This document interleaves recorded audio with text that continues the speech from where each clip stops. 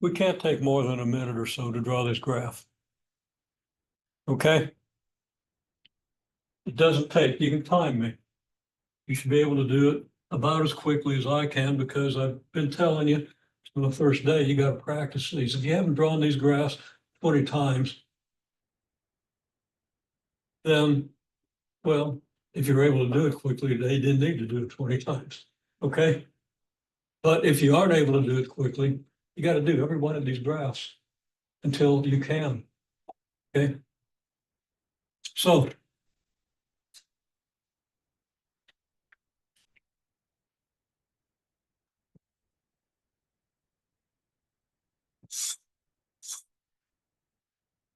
these graphs are the foundation of the course. And I emphasize that from the beginning. So again, and I'm talking mostly people who aren't here. You don't know how to do these graphs and don't have a very good foundation, but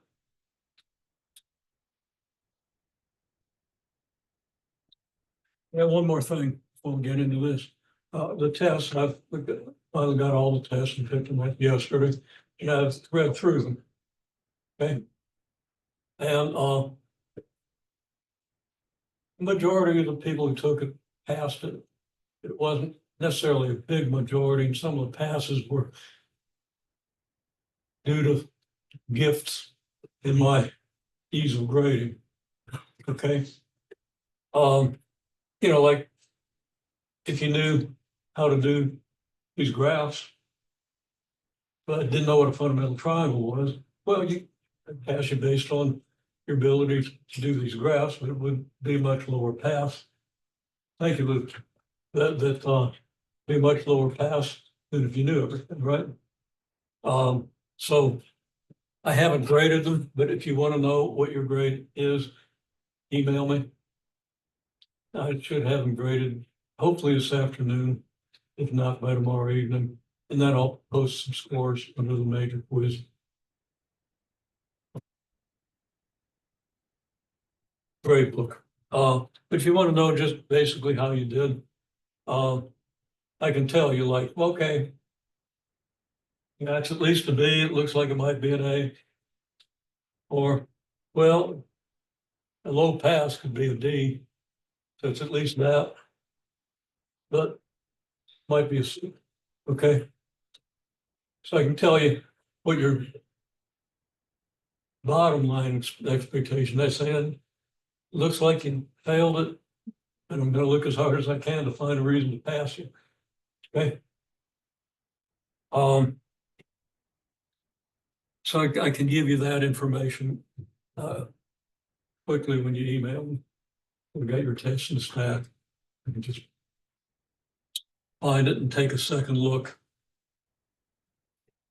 Usually I take a first look at the tests, give myself a day to get over the shock, then grade them. Okay. And there's at least one A, and I think maybe two. Okay. A's are certainly good, strong B's. Okay. So here we go. Got to do this, right? You can time me.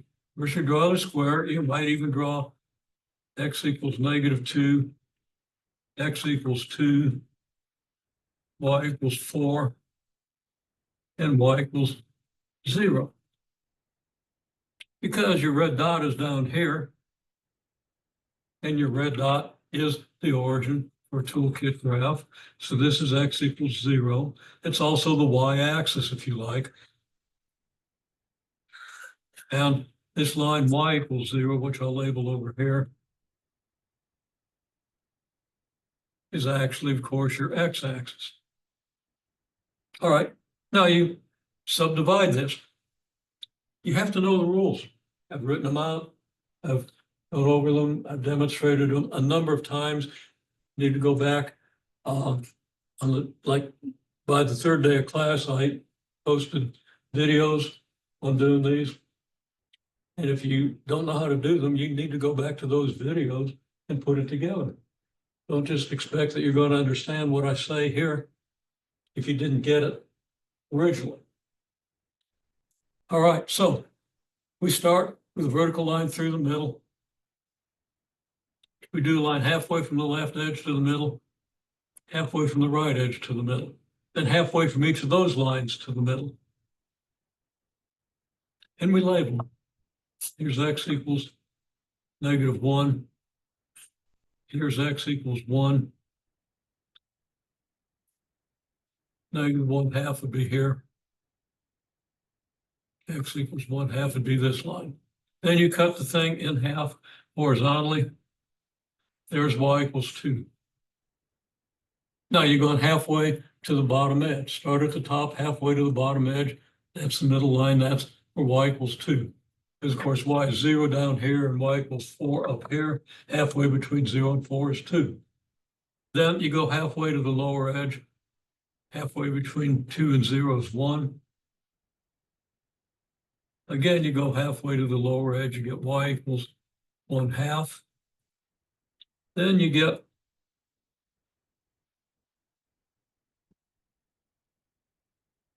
I'm not going to be able to read that, but that's 1/4.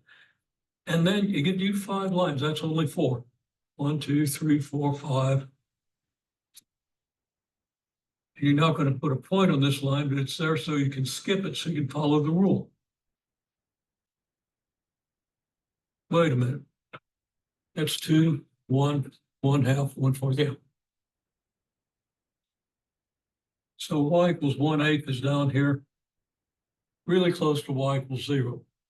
Rule is start the upper left-hand corner, go over 1, down 2, over 1, down 2, over 1, down 2, which is a red dot, over 1, up 2, over 1, up 2, over 1, up 2. You end up here and you sketch really nice parabola. Then you make a table of the construction points.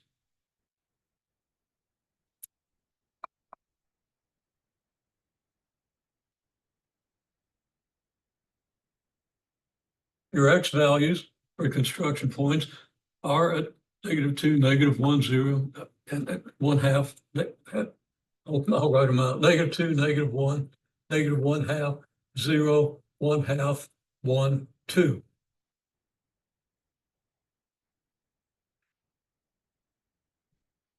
Then x squared is 4, 1, 1/4, 0, 1/4, 1, 4.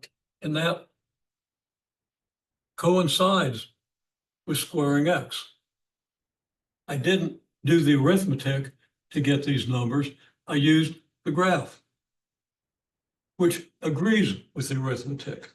You have to know that. I'm not really clear on that. You got to get really clear on that. Okay. Then the inverse function. It is your square function, inverse.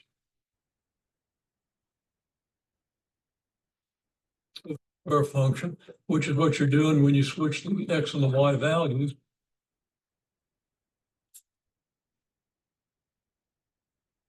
These values just reverse. So you put the y coordinate where the x is and the x coordinate where the y is. So it's 4, -2, 1, -1, 1/4, -1/2.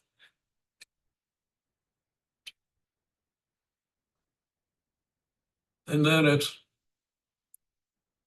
1/4, 1/2, 1, 1, 2. Now, this is a part of the graph or the function that we're going to graph because that's a part where y is greater than or equal to 0, right? So we graph these points, 0, 0. Now let's use a different color that contrasts. Here we got the point 0, 0. So we'll put an orange, that's what color this is, around this part of the table. We got 1/4, 1/2. Well, we don't have y equals 1/4 here, but we do, I mean, x equals 1/4. We have x equals 0 here, x equals 1/2 here. So x equals 1/4 would be halfway between 0 and 1/2, and the y coordinate would be 1/2. So here's the y equals 1/2 line. Y equals 1/4 would be right in between y equals 0 and y equals 1 lines. And then 1, 1. Then you've got 4, 2. And you don't have 4 here. You've only got 2. Well, I can come out here to where 4 would be. There's 2. And 2 more would be 4. So here's maybe the line x equals 4. And it meets the line y equals 2. And there's the point 4, 2. And now we've got a curve.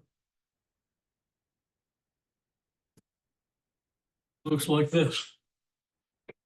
Okay, and you should recognize that curve because one of the toolkit functions that you saw on the first, the first assignment out of the open math, introduction to functions, gave you all the pictures and everything.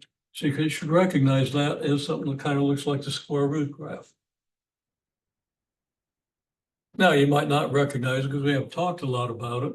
So it hasn't been reinforced in a few weeks since we had that assignment, but that's what it is. But it's the inverse of this function.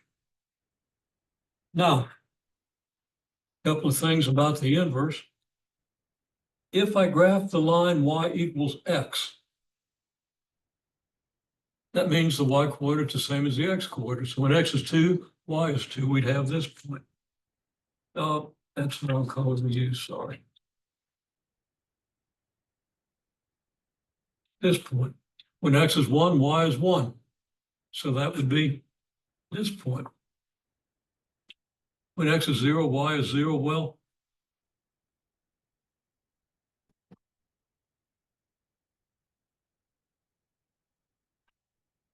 there's the line for y equals x. And look at how that line splits the difference between these two graphs, right? It's right in the middle of these two graphs, in the sense that if you reflect this part of the graph across this line, you get this part of this graph. So that the graph of the inverse function is reflected across the y equals x line from the graph of the original function. We're going to see that in the open math.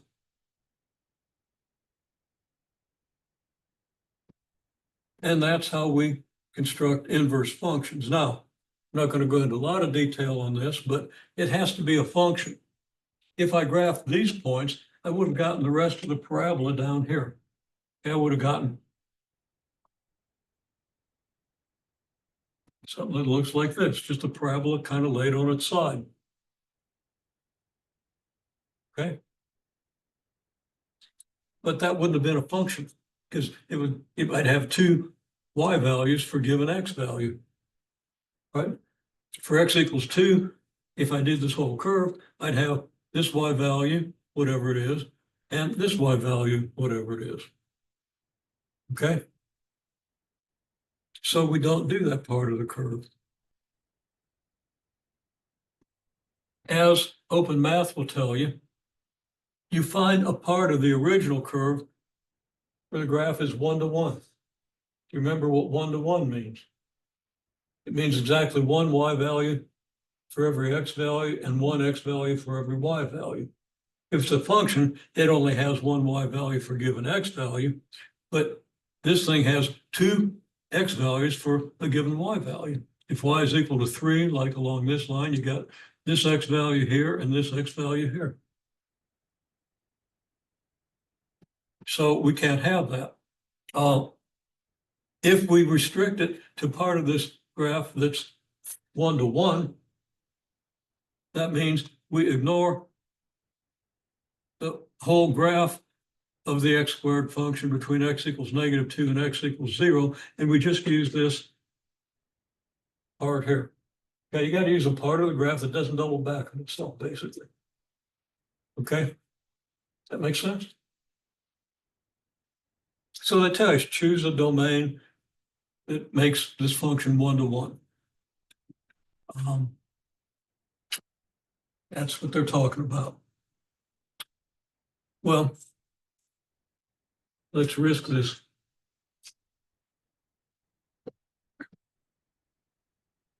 board here. Let me make sure all that was on the screen too. I think it was, yeah. Okay.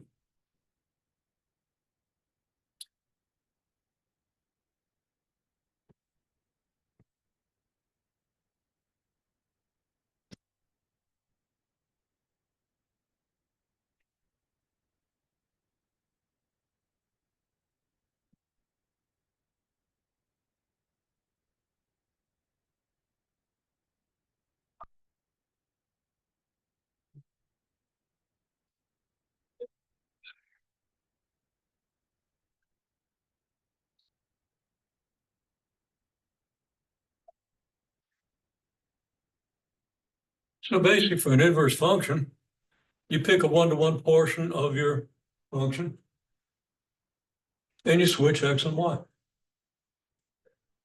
Now you can do that algebraically too.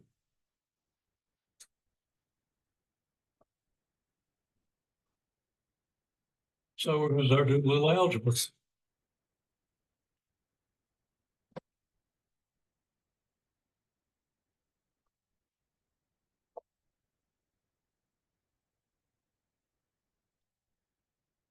Okay, you got the function Y equals f of X equals X squared, right? So we're going to write then Y equals X squared.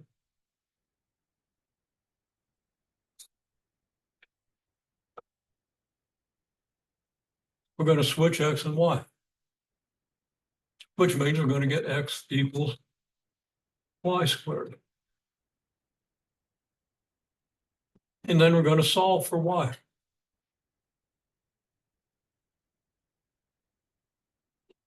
We don't have to write it this way, but it's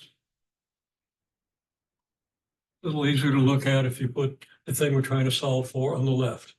Okay? The way it's usually done, it's the way you usually see it, so that's the way I'm going to rewrite it. You apply the rules correctly, it really doesn't matter. It's easier to see the rules if you have it in this order. Well, what is the solution to Y squared equals X? Well, first of all,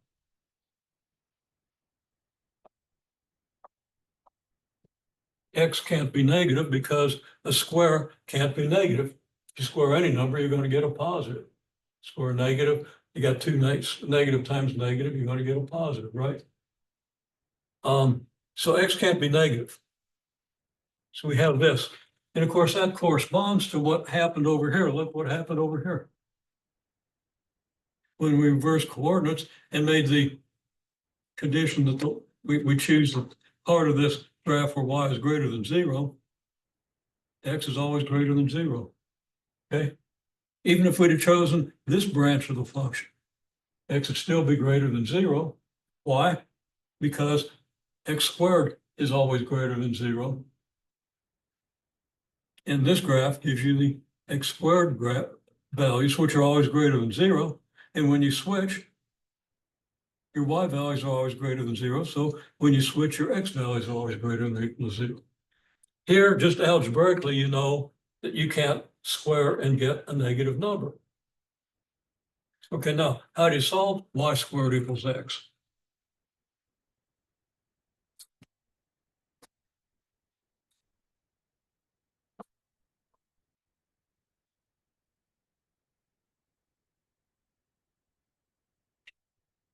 I didn't leave myself room to write my negative sign.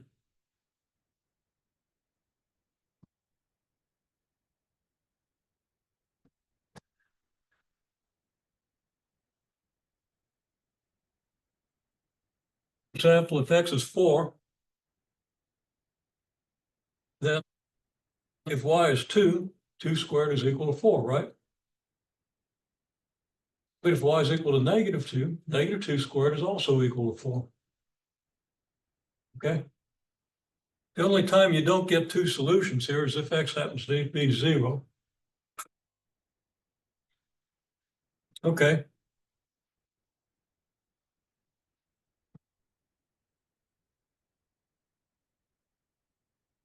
So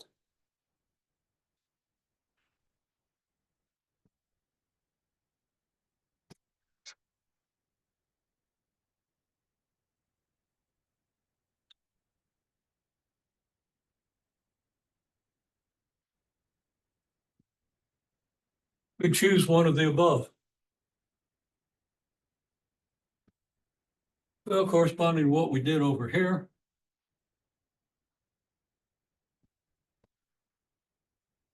we choose this.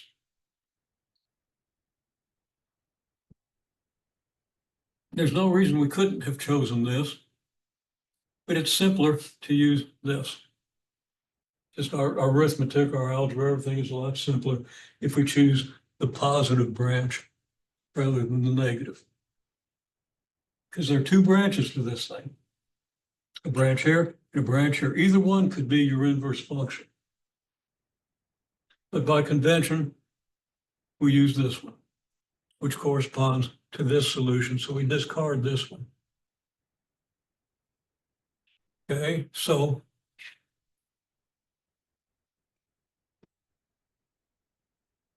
anyway,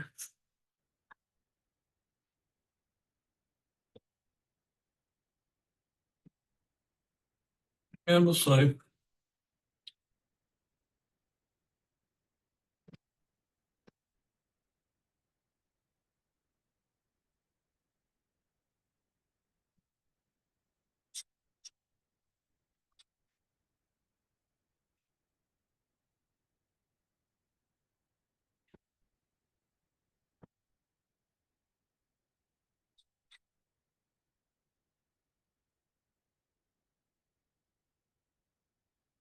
okay, the inverse of the x squared function is a square root function. That just comes from the algebra.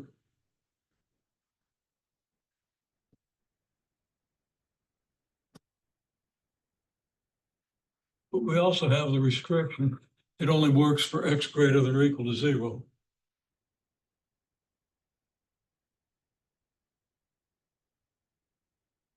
And well, now for this function, what is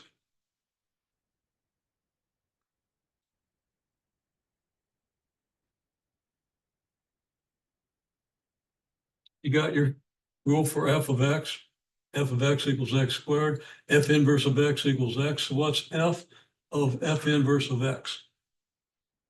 Write that out, see what you get.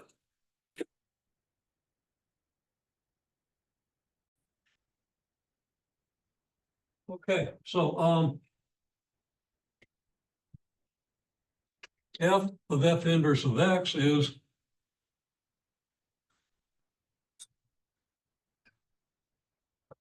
f of the square root of x, right?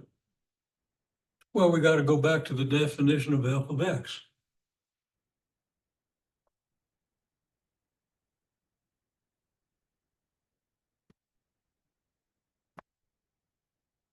Well,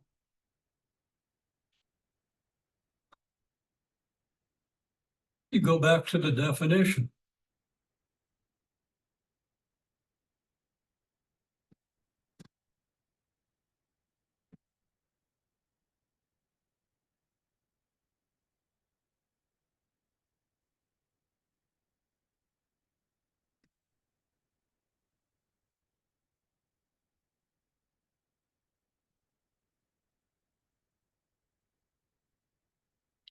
Here's the definition of f. Now, I've told you many times, write out the definition of f, then write out the expression you're trying to.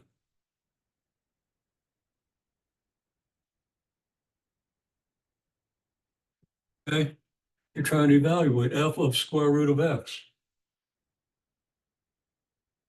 To get f of square root of x, you take the definition and replace x by the square root of x.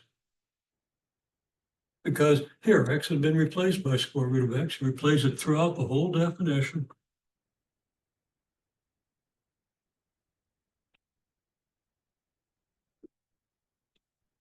You always want to do that step when you do a composite until you really see it so that you remember it. Okay? A lot of people got to this step, which is a really good start. Okay? He substituted square root of x for f inverse of x because it says that. Okay? You just had to do one more substitution. And about half the class missed that. Okay? Most people got that. But didn't get past it. Okay, well, there it is. So we could say, well, that is f of f inverse of x.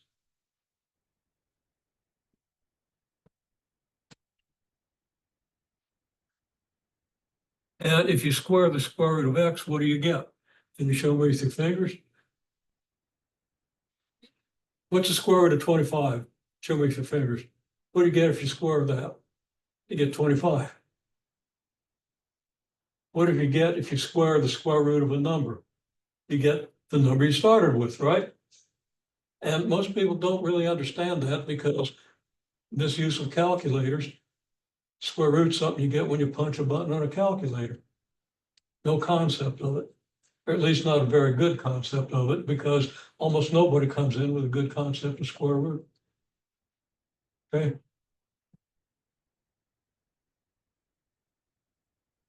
You square the square root, you get x. That should be obvious.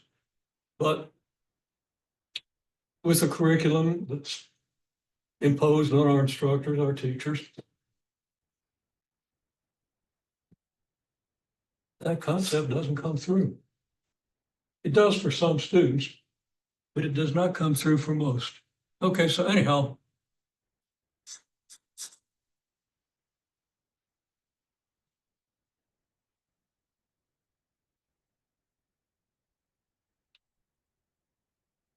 that means that you start with x, you apply the f inverse function, and then you apply the f function, and you're back where you started from. Okay?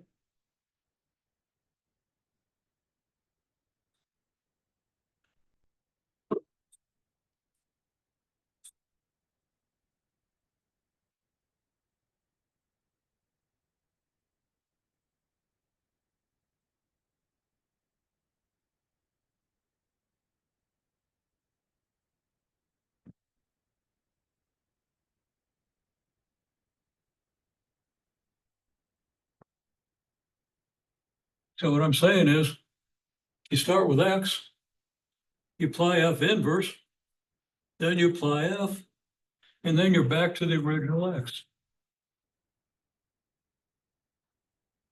So that the inverse function undoes, or that the original function undoes the inverse function.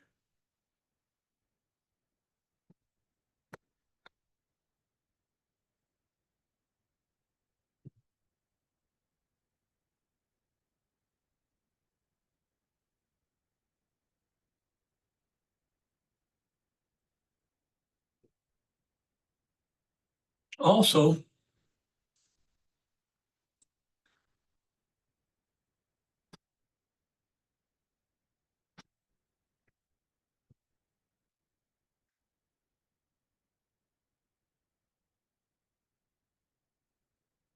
f inverse of f of x equals x, provided x is greater than 0.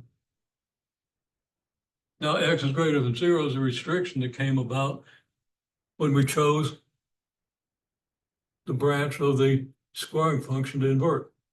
Okay? And you can write that out. F inverse of f of x equals f inverse of x squared,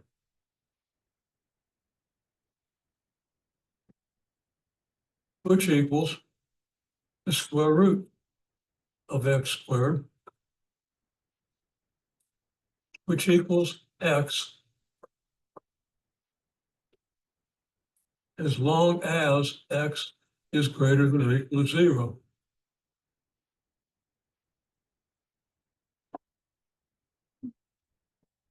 Okay?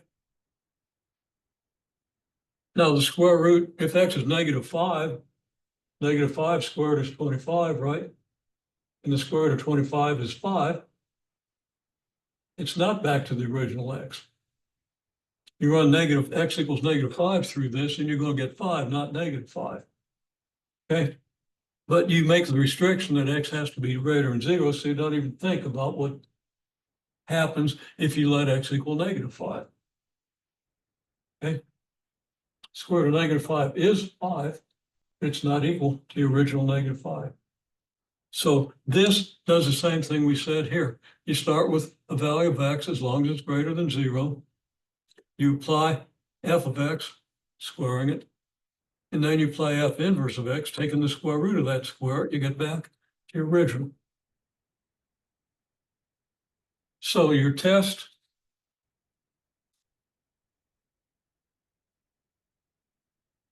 for inverse function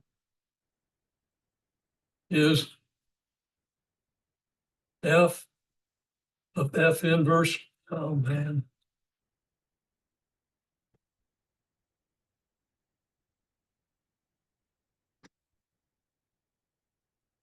equals f inverse of f of x, and that equals f.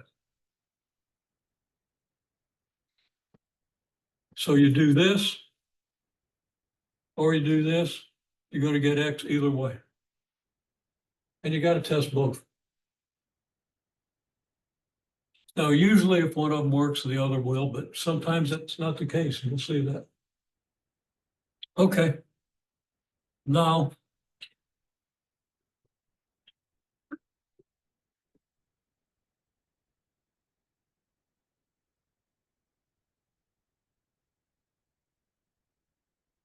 a little word here. It's a good tip. Okay, there we are. Let's do another one.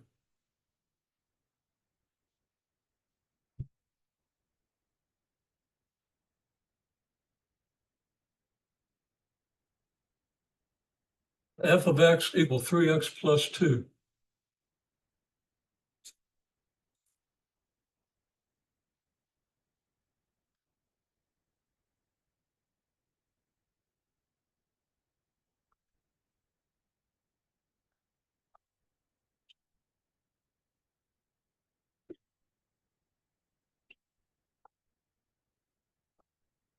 Start here.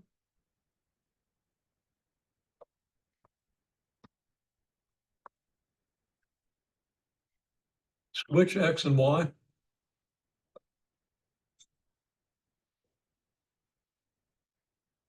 Solve for y.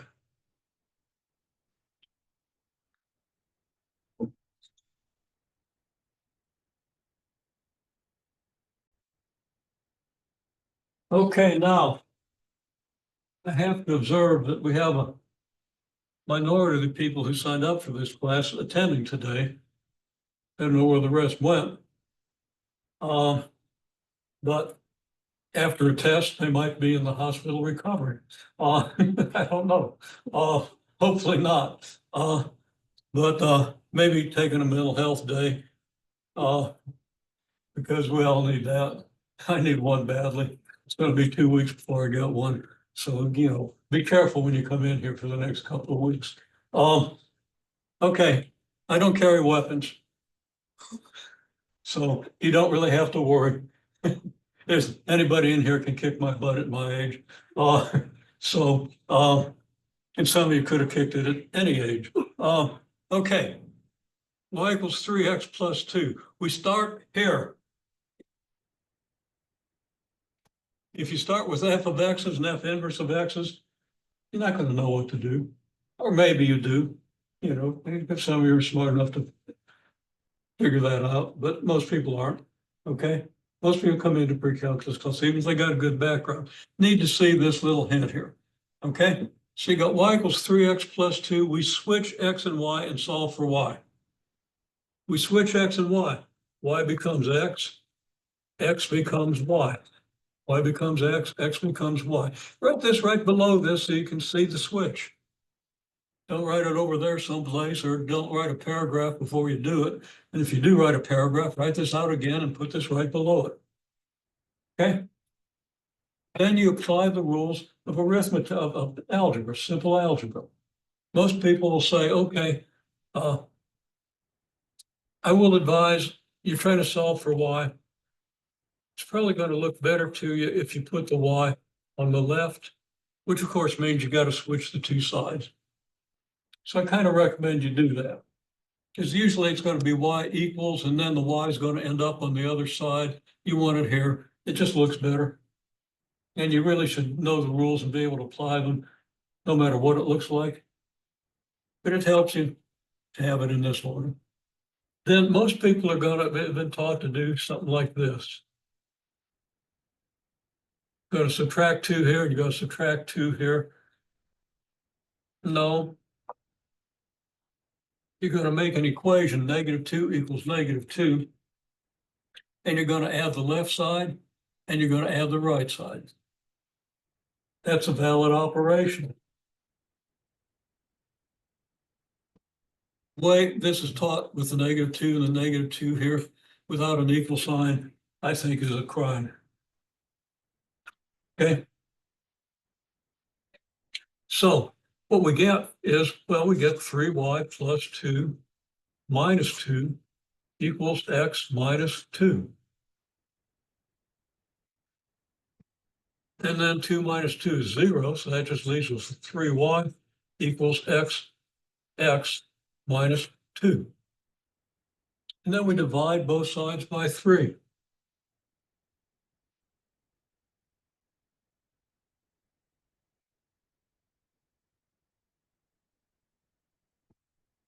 Why do we divide both sides by 3? Because now we have a 3 in the denominator and a 3 in the numerator here, and we divide this 3 into this 3, and we get 1y equals x minus 2 over 3. And 1y can just be written as y equals x minus 2 over 3. So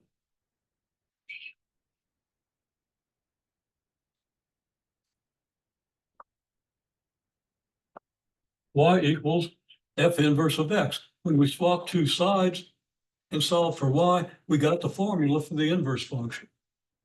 Y equals f inverse of x equals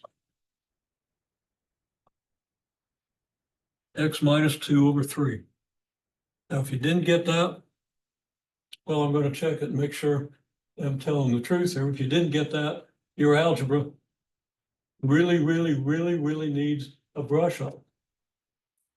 It shouldn't take over an hour, but if it does, you're going to have to take that time. I'll throw that assignment in.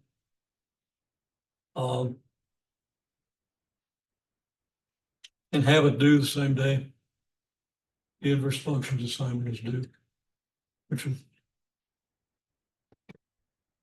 I've got to check the assignment schedule. I might have to modify it. Okay, so, well, that's easy enough. You verify, and I'm not going to do it. I'm just going to point. If you plug x minus 2 over 3 into the f of x function, if you replace x by x minus 2 over 3, you're going to get 3 times x minus 2 over 3, which is going to be x minus 2, and you add 2 and you get x, so you get x. Now, I pointed to that, and you probably can't see it that quickly. I'm going to leave it to you to check. You'll see examples of this in your book.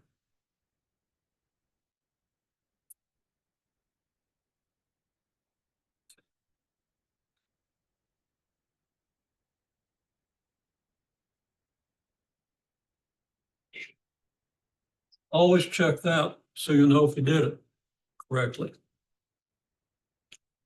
And be very careful about the algebra. Now we've got some glare in the light. Except hopefully this afternoon I'll be able to tape something up there to block a little bit of it. To say that y is directly proportional to x is to say that y equals kx, so for some fixed k. All right, well, let's just use a simple example. Let's say you got a recipe that calls for a cup of flour, okay? And that recipe feeds 4 people. How many cups of flour do you need if you're going to feed 8 people? Yeah, 8 is twice as big as 4, so you need 2 cups, right? How many if you wanted to feed 46 people? Just tell me what would you do?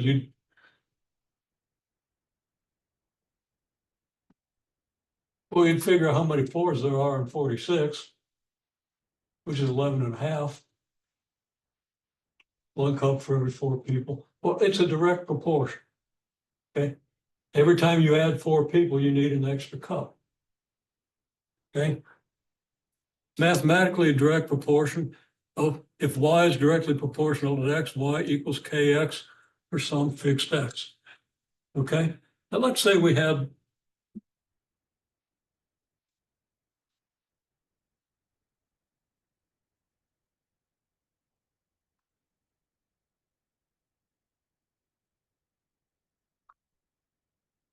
suppose it was 3 cups for 8 people. How many cups would it be for 37 people? It can get a little complicated. We can use this because this applies because the number of cups is directly proportional to how many people you have. We're going to take the same number of cups per person. We're assuming everybody eats the same amount, or at least everybody's getting the same amount. It's not strictly so, but okay. So we say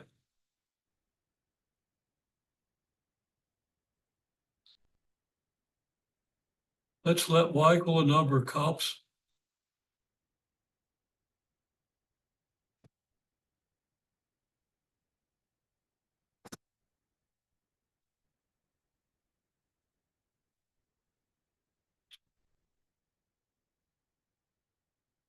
Well, then y equals kx.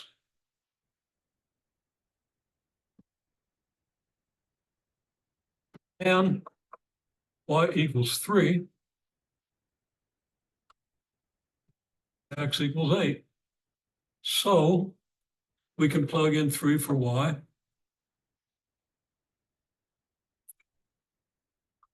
And 8 for x. Then we solve for k.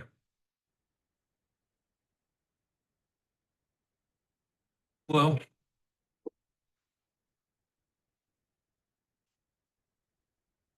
so right, the equation is 8k equals 3. So we divide both sides by 8. I'll have to kind of squeeze it in here.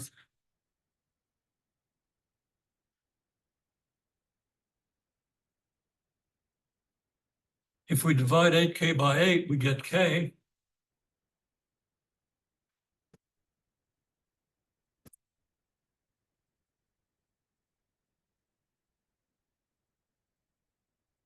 So k equals 3/8. Well, now this k is fixed for this recipe and this numbers of people. So we can write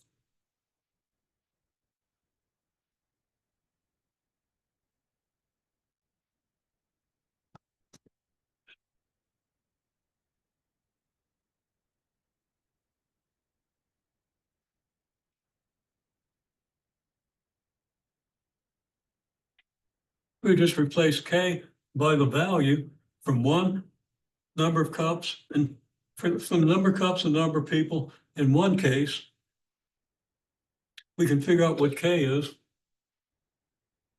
for any case. Okay, so if x equals 37, y equals 3/8 of 37, y equals 111 over 8, which equals, well, 80, and then you got 31.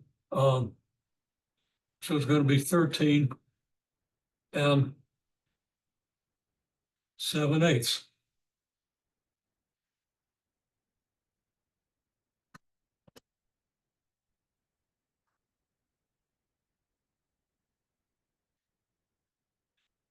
If I did all the arithmetic correctly. So you have an equation that adapts this recipe to any number of people.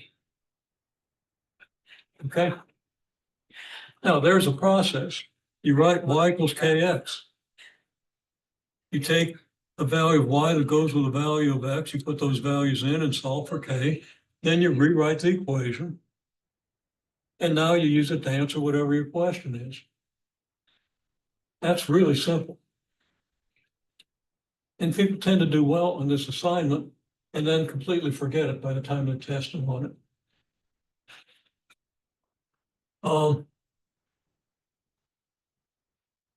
Something I learned in 8th grade, okay? Back then we had people who were capable of learning math all in the same class. And I had an exceptional teacher, exception. She was a math fanatic. She was really good. Couldn't help but like her. Okay.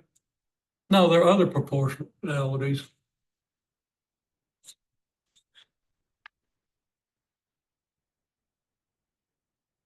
I don't have time to do a bunch of these because we're already a little over time. Y directly proportional to x squared means y equals k times x squared.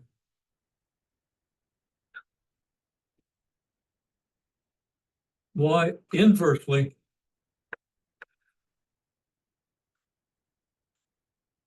proportional to x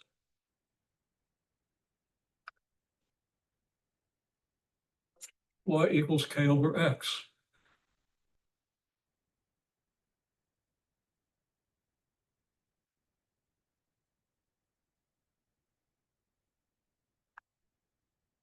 Y inversely proportional to the square of x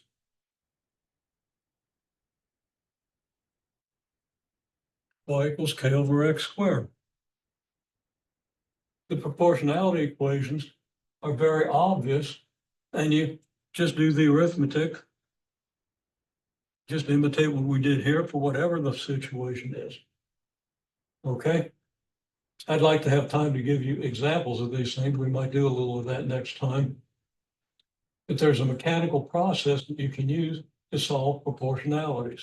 I'll talk a little bit more next time about some examples like gravitational force as you move away from the Earth is inverse square. If it wasn't, the universe wouldn't exist in the present form. It can't, and I could prove that, but you don't want to see it. It was way beyond the undergraduate level physics. Okay. Matter of fact, that was one problem that I had when I did graduate level electromagnetism course.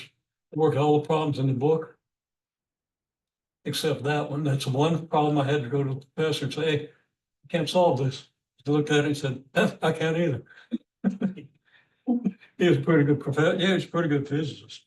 I figured out how to solve it later. Okay, anyhow, you get the idea.